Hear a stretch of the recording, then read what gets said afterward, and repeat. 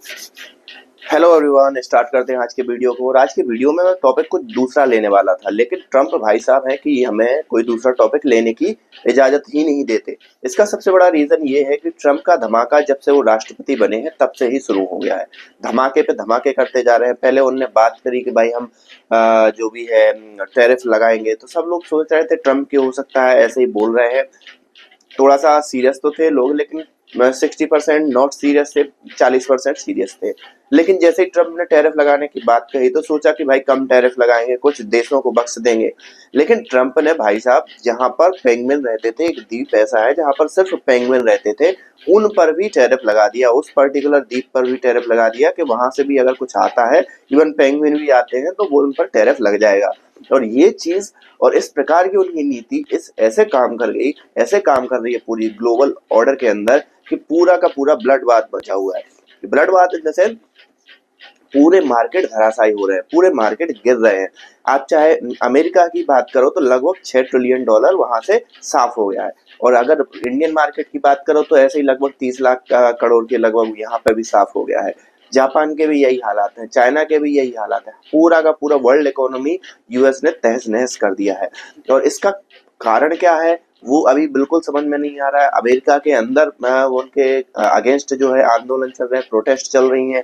अब इस चीज को अच्छा, रही बात उनके जो सहयोगियों की, जो उनके गवर्नमेंट में है, जो उनके TLI है, जो भी मतलब उनके बिजनेस पार्टनर हैं, ये जो सपोर्ट करते हैं ट्रम्प को, उनका कहना है कि ये थोड़ी सी बहुत पिल है, कड़वी पिल है, मतलब कड़वी दवाई है जो लोगों को लेना चाहिए।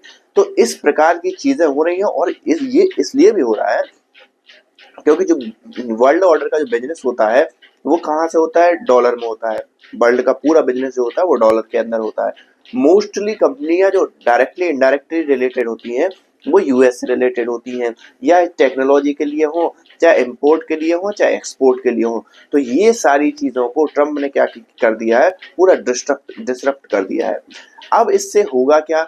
इससे होगा ये कि लोग अपने अपने ब्लॉक बनाएंगे।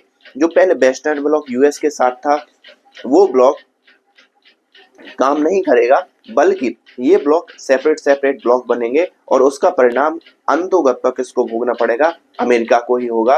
और अमेरिका जो सोच रहा है कि अमेरिका ग्रेट, अमेरिका ग्रेट, वो कहीं ना कहीं अमेरिका के लिए उल्टा साबित हो जाएगा। ये मेरा भी अनुमान है।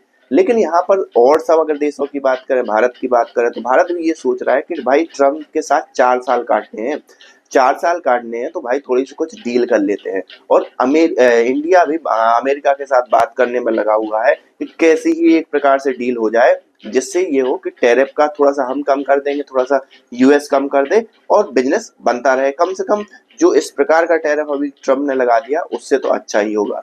इसी बीच में एक स्पेकुलेशन ये आ रही थी, कई ऐसे लोगों ने बोला कि भाई साहब जो ट्रम्प एडमिनिस्ट्रेशन है वो 90 डे के लिए पॉज लगाने वाला है अपने टैरिफ में। तो थोड़ा सा मार्केट को खुशी हुई। लेकिन जैसे व्हाइट हाउस से ये स्पष्ट संदेश आ गया कि टैरिफ नहीं हटने वाले, तो मार्केट फिर धड़ाम गिर गया अमेरिका का। तो ये पूरा हलचल बना हुआ है ग्लोबल ऑर्डर। पूरे इन्वेस्टर को ये नहीं समझ में आ रहा किस मार्केट में कैसे इन्वेस्ट करें। पहले तो ये होता था कि चलो अमेरिका में रिसेशन आ रहा है तो हम चाइना में इन्वेस्ट कर देते, चाइना में रिसेशन आ रहा है भारत में इन्वेस्ट कर दें, या कहीं और इन्वेस्ट कर दें, जापान में इन्वेस्ट कर दें। लेकिन अभी के हालात तो ऐसे हैं भाई कि किसी को समझ में नहीं आ रहा कि कहाँ इन्वेस्ट किया जाए और कहाँ से पैसा निकाला जाए। सभी शांति बैठे हो, सारे का सारा पैसा अपने मार्केट से निकालने पे लगे हुए हैं। तो ये पूरी की पूरी ग्लोबल ऑर्डर चल रहा है।